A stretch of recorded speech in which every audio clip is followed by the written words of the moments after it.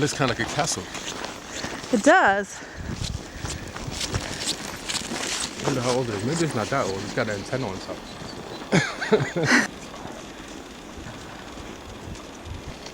Yeah, that's all you need, is something to personalize it. Make people realize, you know, that we're all kind of the same. It's so beautiful, you know? I love the city. I love this city. Where? Yeah. Aye, finger stuck. Oh no, what did you do? Found my keys.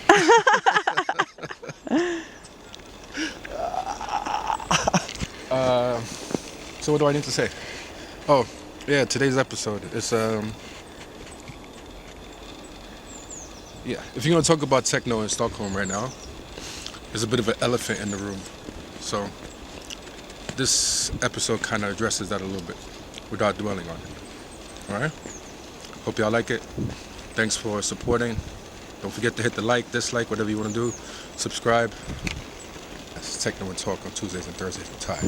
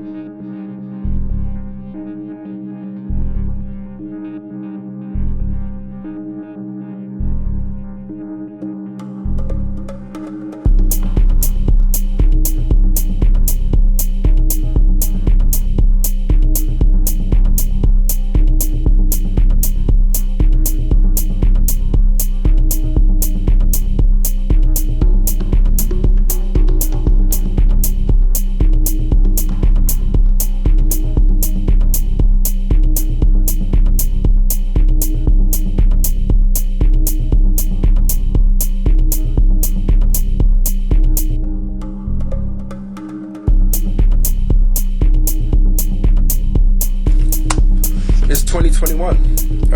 What's for real, right? It's like we're living in the future. Yeah, we are like living Blade Runner. For real. What was it? 2021? I think From it's the first movie. Yeah. Wow. Oh no, I think it's Mad Max. It's about this time. Really? Yeah.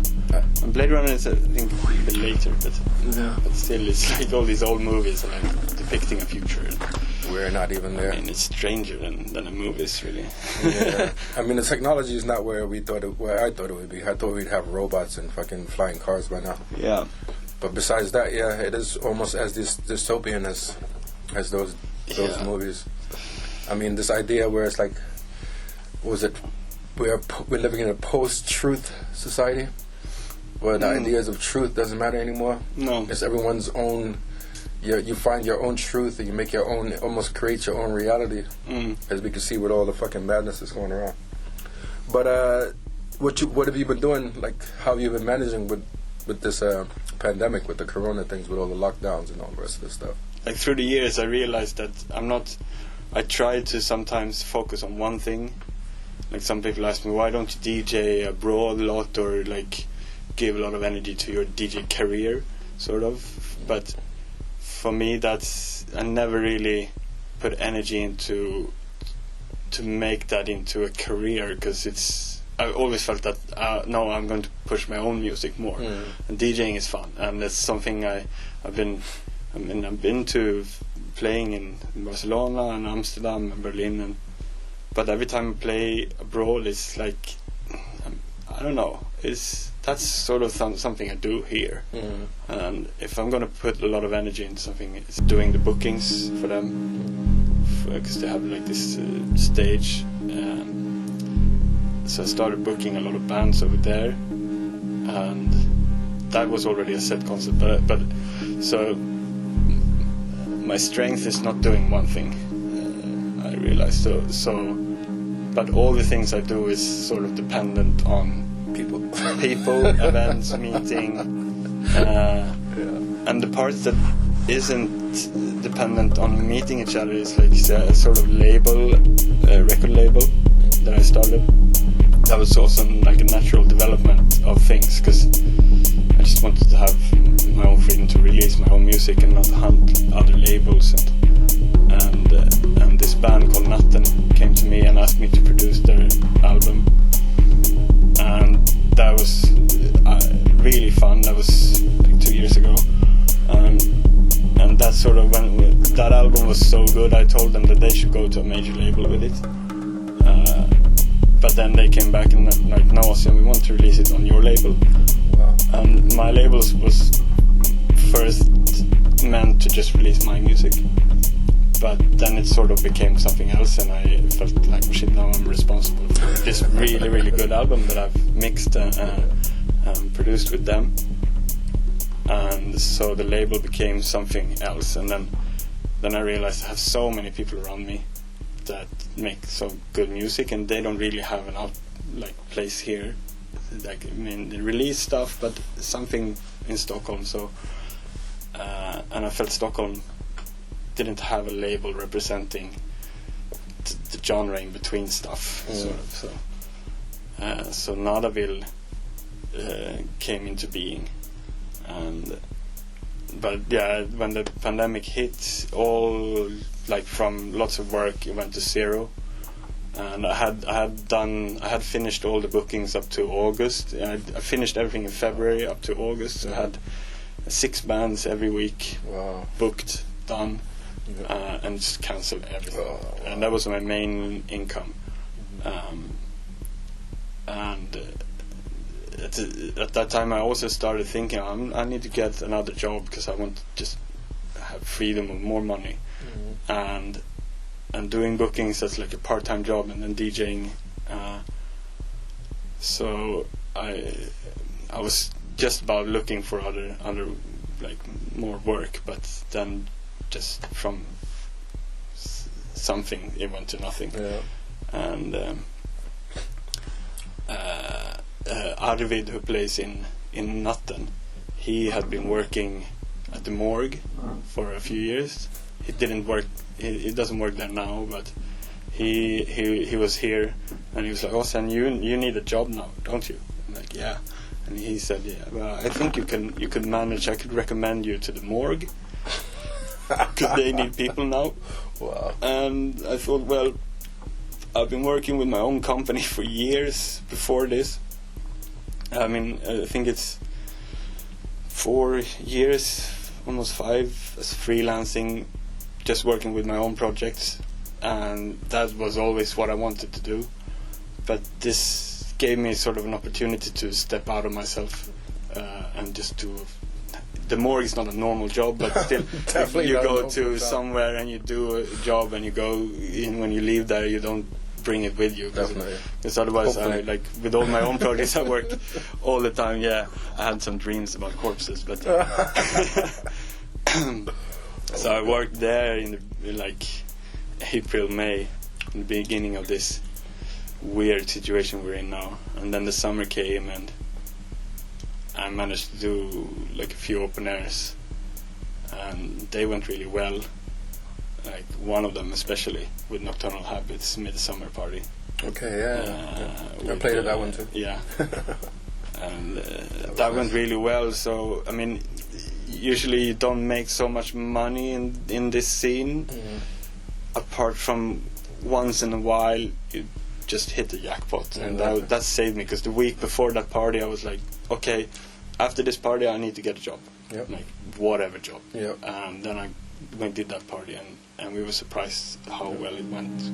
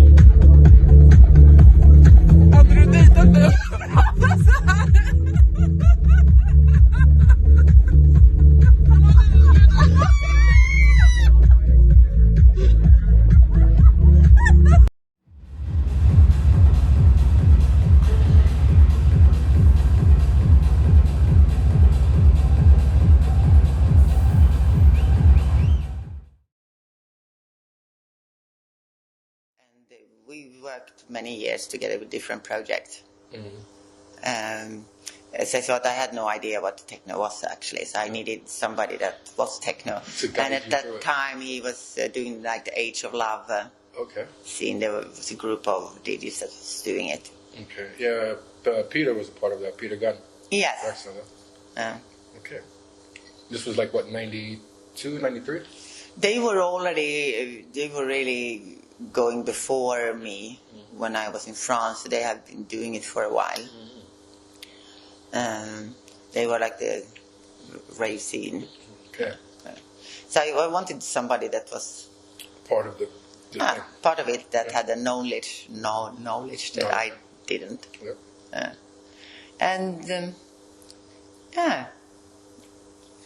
What was your impression of him like when you first met him? Did you think like this is a cool guy, this is a DJ with a big head, or?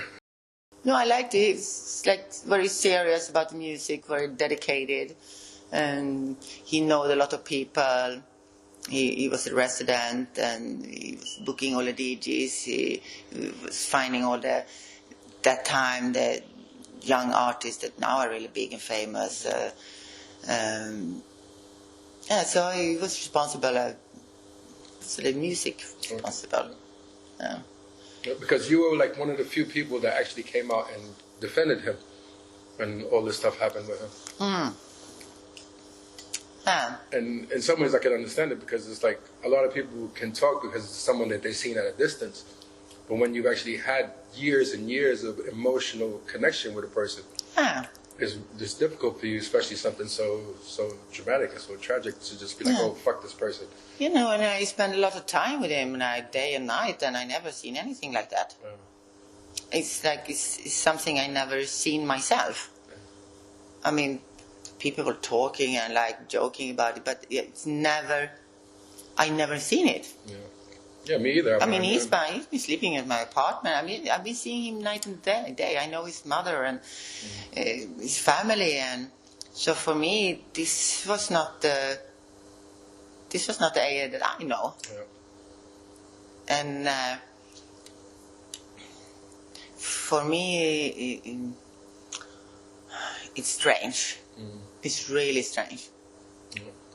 Strange to the point where you think he might have been set up, or might like something else going on that we don't know about, or I mean, if you read the paper, it's a lot of questions, and it's not like clear. It's like somebody say something, and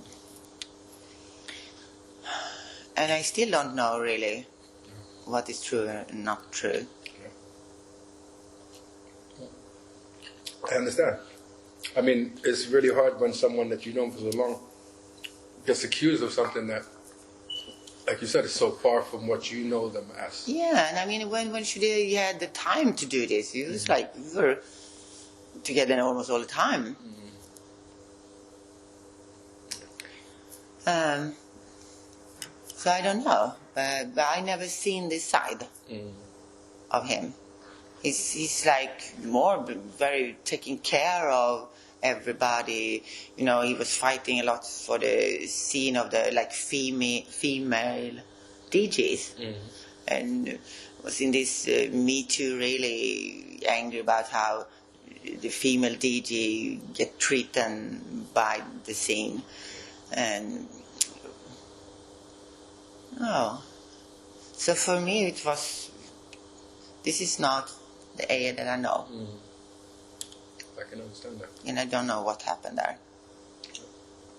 And the thing that I get really sad of, that all these people that he's been working with, actually doing a lot of things for, just like suddenly, shifted. Well, it's a very toxic issue, though. It's like you can't really... Yeah, it's like not politically incorrect. It's like... Yeah, I mean, it's not politically correct to defend someone who's even accused or something like that. I mean, to be honest, myself, I also I also made a statement saying how shocked I was and how I felt like I didn't know this person, if it's true. You know what I mean? I don't necessarily think that someone would make up all these things about him. I think maybe there are certain parts of the story that we don't know 100%. But I think the overall accusation, there has to be something to it. You know what I mean? Oh, I think it's not like some random person off the street is just going to accuse him of doing something. no. You have to have some contact with this Yes. thing for it to be there. Yes, some kind of, I don't want to speculate, but I mean, it looked like it was like a very short, but in the end it was like during a long time. And then the next question was this person actually his age, because his passport was not, he's probably older.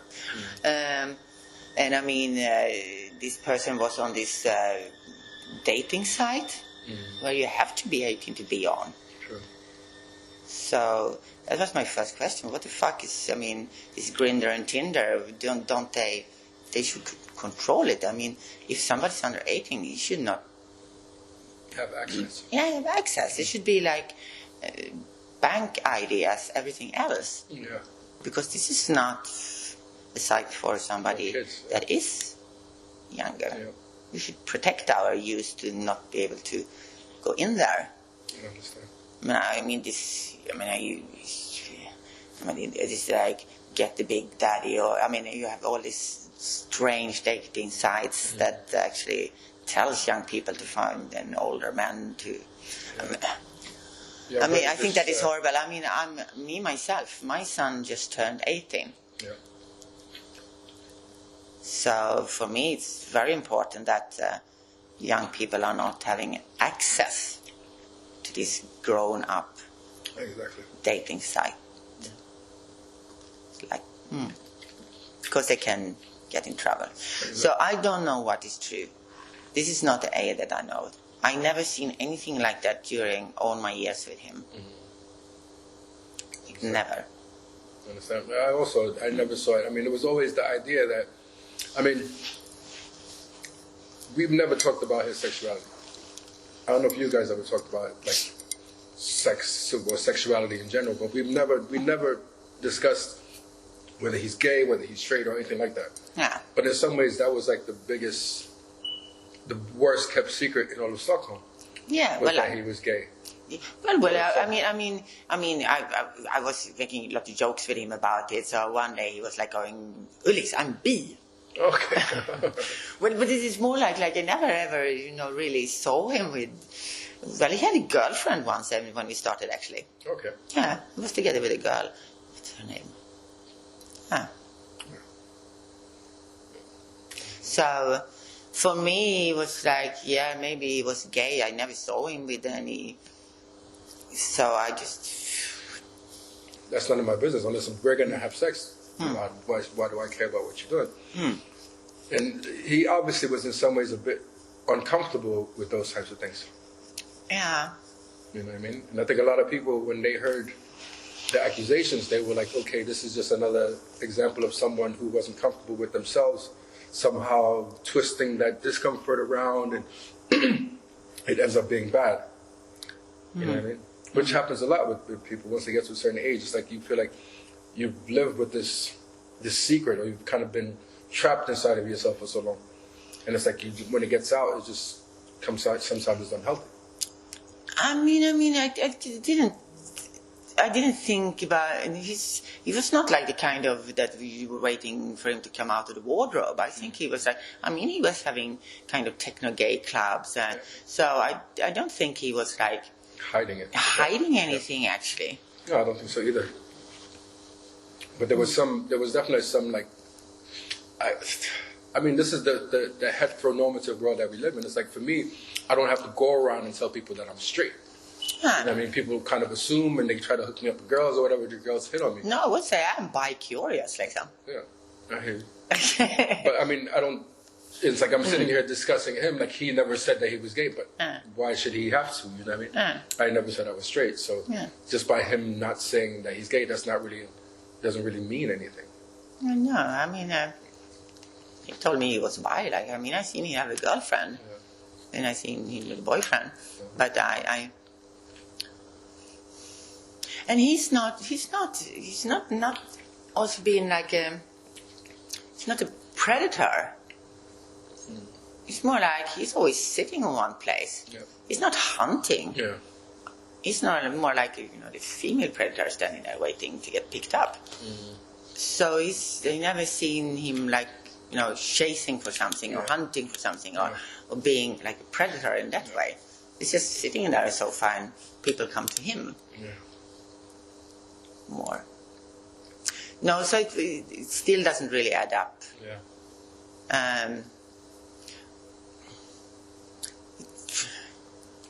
Do you think you'll go visit him? Yeah. I already called his mother and send him hello and everything.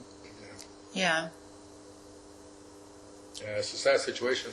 I mean, he did help to create a lot. He worked a lot. Yeah.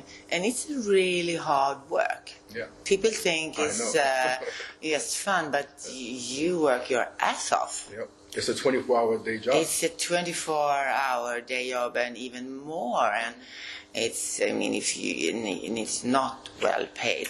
Absolutely. Most of the work is no money at all. Or you work and you work and you work, get a little bit of money, work, lose all that money you got. Work, build up a little bit more, work, lose all that again.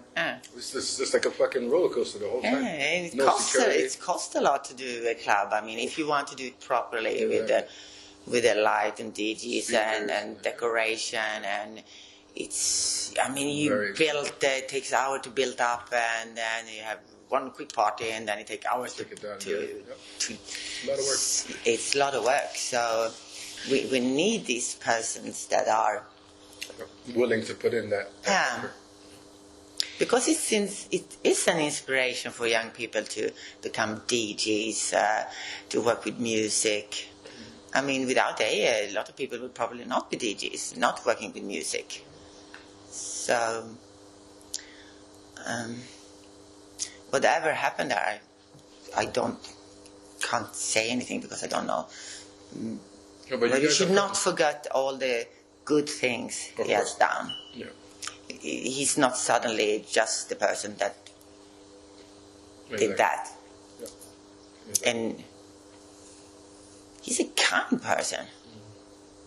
I mean, every time I've been sad and down and lost my spirit, he's always there and, give me a little work and make me feel in the community again. Yeah, I think it's important to remember that it's like people are imperfect. Granted, this is an extreme situation and it manifested itself in like an extreme way, but we're all flawed. You know what I mean? And I think sometimes the good things that you did shouldn't be erased by the bad things that you did. Yeah, we can say, okay, from this point on or from that point on, this is now how we feel about this person or how I feel or how you feel or whatever. But that doesn't like erase all the stuff that came before it. And, it was difficult. Like, I remember like in the first few days after this happened, a lot of people, why are you still friends with him on Facebook? Why you haven't went out and publicly denounced him? I'm like, look, this is my experience. This is my emotions. This is how I react to the situation. You're talking from like a stranger's perspective. You don't know this person. You haven't sat down and ate food with him. You haven't shared laughs and cries and all that stuff with him. So how you react is how you react. The people that knew him well and the people that trusted him and believed in him and worked with him, we have a different impression, a different. Yeah, I mean, the people that known him for 30 years and they basically they did the Age of Love together, and suddenly they just like. Haven't they seen anything for all this time then? Yeah. But it's shocking. It's like this. It's like the same thing with like a serial killer. Not to say he's a serial killer, but just the idea that all the serial killers' neighbors are always like, "Oh, he was such a nice person. He went to church every day. We never saw anything of that." I think just the fact that people are used to people hiding that side of themselves. That it's like you can be shocked, but you're not. You've seen it happen before, or you've at least heard of it happening before.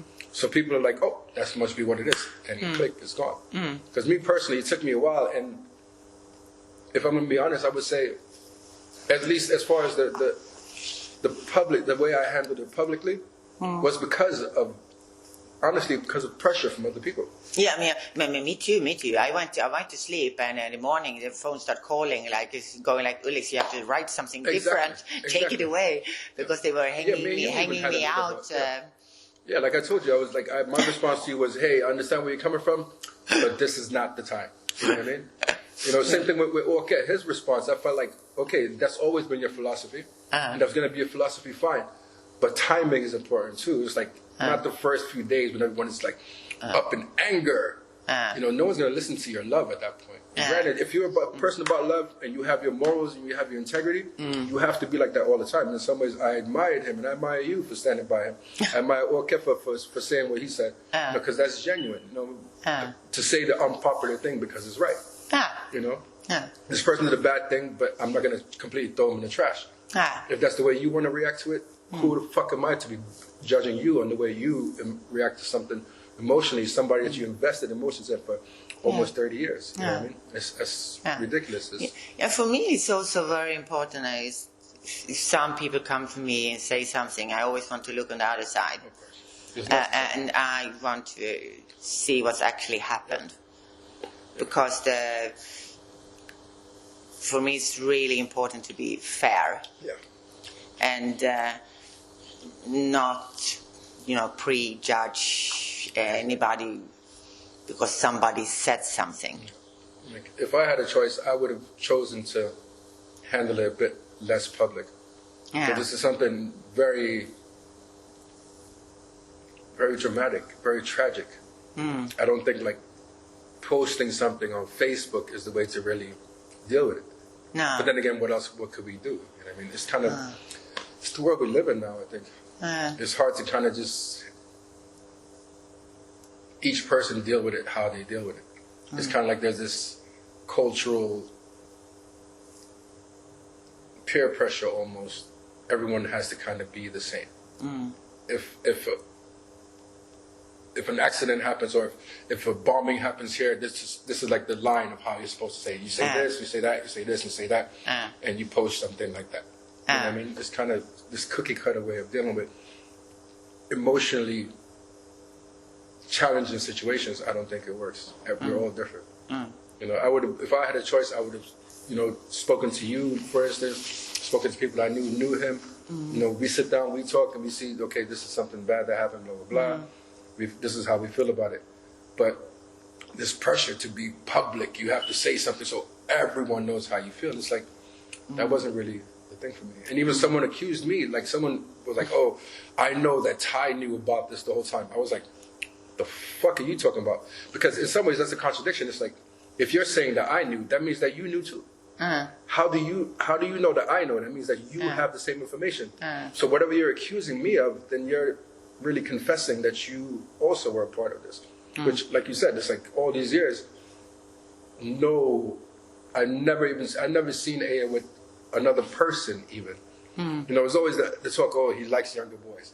But when you're 45, almost 50 years old, or when you are 50 years old, younger is 25, younger is 30. Yeah. You know what I mean? So I didn't think anything about it. I was like, I like younger women. You know what I mean? My girlfriend now is 28 years old. You know what I mean? That's just how it works sometimes. Yeah. You love who you love. Yeah. I'm not going to try to control how somebody else feels. But that type of talk was always around, but never anything about, anyone underage. Yeah. I've never heard anything. No. I never seen anybody underage. Yeah. It's crazy. I have a photo from the parade of his first boyfriend, and he's not underage. Yeah. Nobody has never been. There's never been any other underage. Yeah. But I think we've spent enough time talking about this really uncomfortable thing. Let's take a little break. Yeah. You are tuned into the 5T podcast, live and direct from Stockholm, Sweden. We'll be back in, I don't know how long.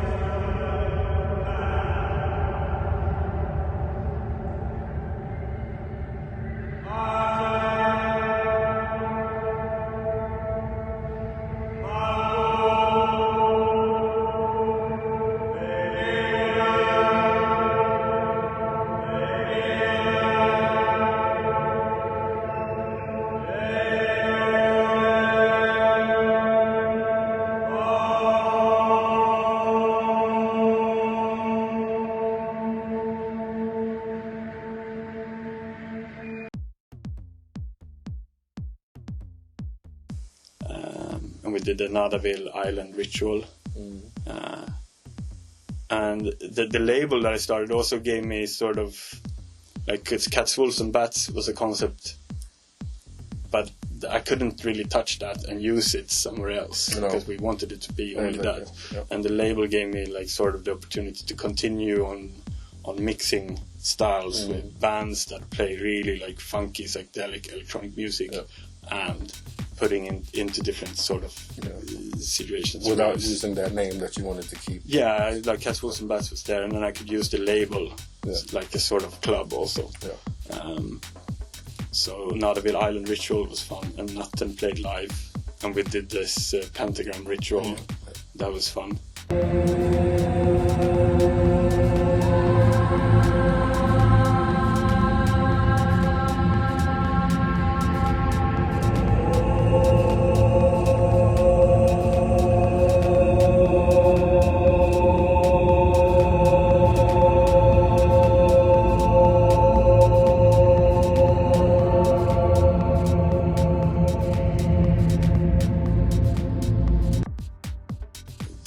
We haven't talked about that, but I do a lot of studies of the occult, and I work a lot with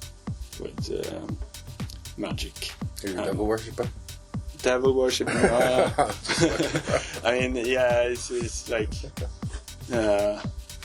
all those concepts have been twisted by 2,000 years of Christian history. Sort of, I mean, occult is, for many people, it sounds like a dark word, but it's really just means something that is hidden from like it's sort of like philosophies and techniques of self-fulfillment and to use, but you have to search for it before you.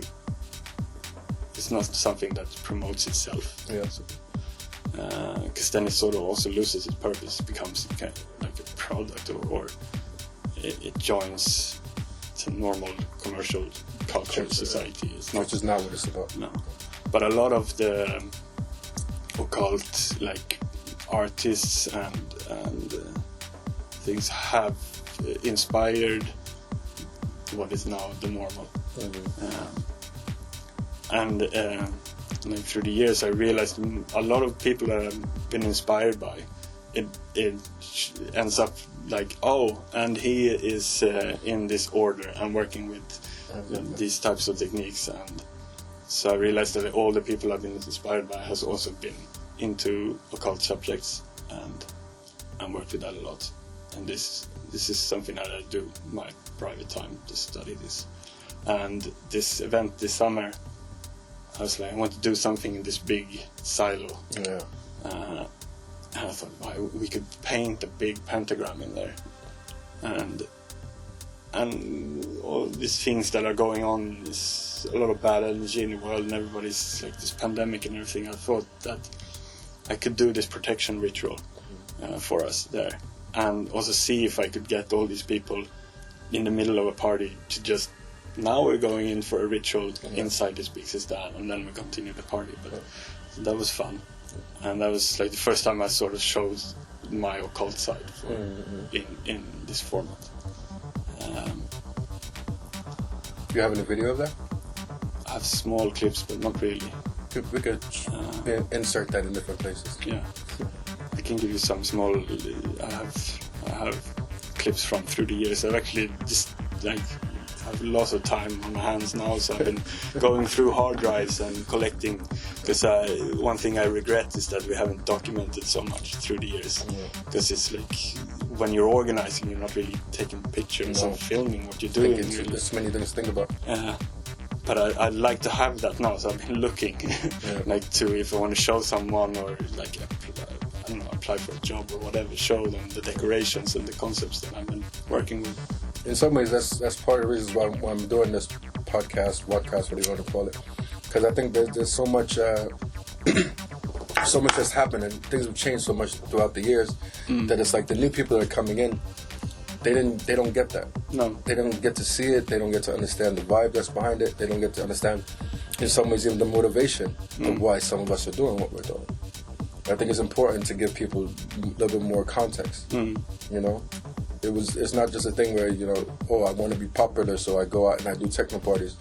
That's not the way to get popular in Stockholm. It's a lot of stress, a lot of work, a lot of hours to put in, that's, you know, unappreciated or unpaid even. Oh yes. Yeah. I mean, lately it's the economic side of it, and things has gone better. But I think that's because I've worked myself up to a point, so I can trust that amount of people actually gonna come. Exactly. But this is like 10, 12 years. It's been a lot of trial and error through the years. I mean, most people wouldn't continue. Yeah. For me, it was. I decided, I think, when I was 13, that I decided then I was going to be a rock star. I was like, because I saw these Marilyn Manson and other bands like Rob Zombie and Ministry and all these, and I was like, this is what I want to do. But then through years that has changed, but that goal also got me forward, and I chose early on that an alternative life is I want to find my own way of doing my living. Exactly. Not follow the stream of unconsciousness, sort of. I get that. So I'm still like trying things and doing things, but I've settled in a lot of things about myself. Gone through crisis a few times and like imagine myself and see where things are going, and very necessary to do, I think. Well, very necessary. Yeah, and now I'm here. I have the studio. I thought I was gonna work more on music during this pandemic. I released one thing in June, 5 tracks, and then, but it's been tough because it's been stressful with not having like money and my mood. I mean, I get depressed at times. I mean, it goes up and down, so it's been hard to work really with music. Yeah, that's the thing. It's like you might have time, but you don't have the inspiration. No, because you have so much other stress going on that you can't really pull yourself together to go force out a track. It's not going to be right. No. And I mean, I don't think at least I don't create. I'm not at my best when I feel bad. It's like, even though a lot of like I write dark music, it's not where the music comes from really. But during this autumn I've finished a few tracks, and now we're sending it to mastering, and so I have a few singles coming out now, but I have lots of music, lots of material. But when I got this place, I started like really taking my own music to live situations, and then that ended up me having to rewrite all the music that I had to play it live with musicians, and learn all these machines, samplers and all these things. I mean, got this Octatrack sampler like 2 months before my first gig, and most people say this is the most difficult machine you could ever try to learn. And I always done that. I've learned while I'm on stage. Sort of. What the fuck? I mean, I DJ'd for my computer for many years, and when I decided like, no, this is just a hassle bringing a computer and sound cards and all this shit. I want to learn proper playing and beat matching. So I booked a night at Slactus. So I played like 5 hours by myself. I need to learn. I need to learn this, and I did it at the club. Because I don't know, it's fun, and it's a way to do it. That's my way to do it. So I experiment on stage. And even if it's one bad gig is not going to kill your whole career or kill your love for the music or love for performing. It's got to happen sometimes. It's just how it is. Yeah. All right, so that was us here sitting with the 5T podcast with Ossian Reynolds. Yeah. I guess that's it then. Yeah. Thanks for the interview. Thanks for sitting down, giving us some of your time. Thank you. We'll do this again soon. We do it. Take care. Thanks. 3 times coming into fast. Tired but made of leather world. A creature that never learned. Fall on your side, yeah. Those legs won't cut themselves. Those legs won't cut themselves. Let them bleed and scream and dream away. Lush sound above. Now we enter the second stage. A much larger room, a bigger space, and there's some kind of stage.